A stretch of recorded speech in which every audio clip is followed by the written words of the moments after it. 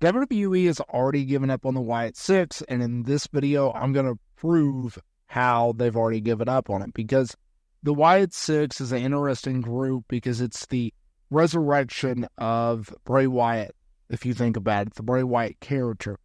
Obviously, his brother, Bo Dallas, is the one that really pushed for this group. He's talked about in interviews where Bray Wyatt handpicked every single person in this group, from Dexter Lumis to Eric Rowan to Nikki Cross to himself. It is a group that is close to Bo Dallas's heart, and it's close to Bray Wyatt's heart, because Bray Wyatt, he returned to WWE, and he was quickly paired with Uncle Howdy, who is portrayed by Bo Dallas. Now, unfortunately, the wrestling world lost Bray Wyatt in 2023 after suffering a heart attack, and there was a lot of speculation. What would Bo Dallas do? Would he continue on in his WWE tenure? Would he just fade off into the distance? How would things go? And so earlier this year, Peacock released a documentary about Bray Wyatt and his life and his career, and they teased Uncle Howdy. And sure enough, Wyatt Sicks made their big debut in June, wreaking havoc on Monday Night Raw, and in a big way shook the core of the show, with them seemingly killing off wrestlers, right? But obviously that was not the case. So since then, this group has cooled off, and cooled off in a big way. And I think people are more shocked about it than I am, because I looked at this group and I go, okay, what made this idea work? Bray Wyatt. Well, Bray Wyatt's not a part of this. We have Bo Dallas, we have Eric Rowan, Nikki Cross, Dexter Lumis among the group. None of those have been household names in WWE, some of which have been fired and brought back. So you have a group of low-card talent in a high-profile situation. It was not going to work long-term, and I think this has shown it. So let's get into it. Since their arrival in WWE, the Wyatt Sicks has only feuded with American Made. There's been a lack of promo time to develop Wyatt Sicks' direction and character, and the audience haven't given many reasons to invest in the group.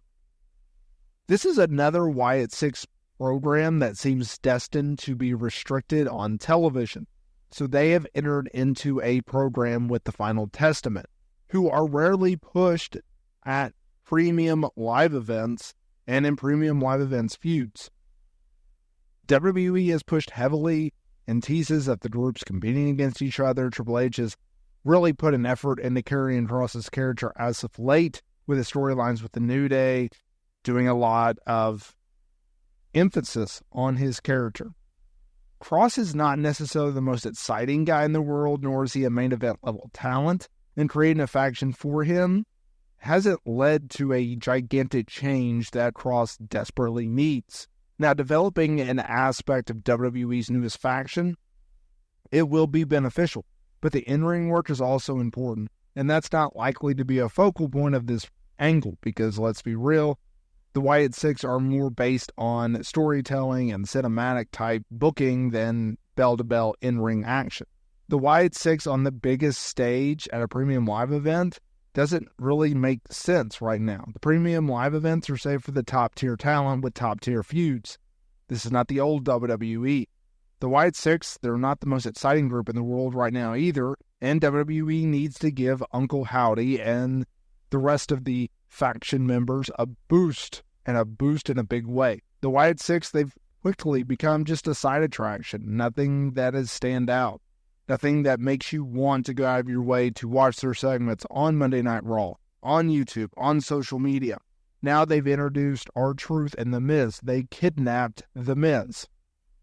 So you have the Wyatt Sicks feuding with Karrion Kross, who has always underachieved following his initial NXT run as NXT champion, in a feud that really doesn't have a lot of juice behind it. There's no real reason to care. They're two dark groups that really are supposed to be heels. Now you bring in The Miz, who has had a very long and successful career in WWE, but no one necessarily cares about The Miz, right? He's a babyface, no one cares. He's a heel, really no one cares, right? He's annoying. He doesn't get heel heat. He just gets annoying go away heat. He's solid in the ring. He's not the greatest in the ring. He's good on the mic, but he doesn't make you care. He's just there. And so you bring in The Miz that really no one cares about, aligning and being with Karrion Kross and the Final Testament, which no one really cares about. And oh, by the way, you have Wyatt Sicks, who are supposed to be the heels, I guess, in this situation, in which no one really cares about because everyone feels like, well, WWE, they've dropped the ball because they haven't really done much with the group. I mean, there was a period of time where WWE wasn't even using this group on television, and now they're back on television. So you have all that in the mix. I think if you look at where WWE can go, can they resurrect this faction with Bo Dallas? Sure. Do I think it has legs? No. I think they made a big mistake of A, trying to do this group without Bray Wyatt, and B, try to use the legacy of Bray Wyatt to launch this group. The way that they can get this group back to being what they were was, I think you have to continuously have Bo Dallas do those creepy interviews, and you have to book them in a different way.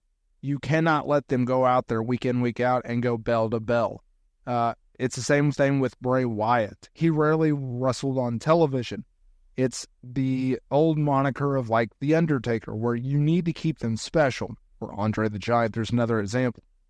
With Undertaker, Bray Wyatt, this group, you have to be able to keep them unique, mysterious, because they are I don't want to say necessarily a spiritual group, a scientific group, a supernatural group, but like at the same time, that's A, the way that they come across, and B, the way that they are presented. So if you are looking at it from that standpoint, then you have to go, okay, how do we continuously have them stand out?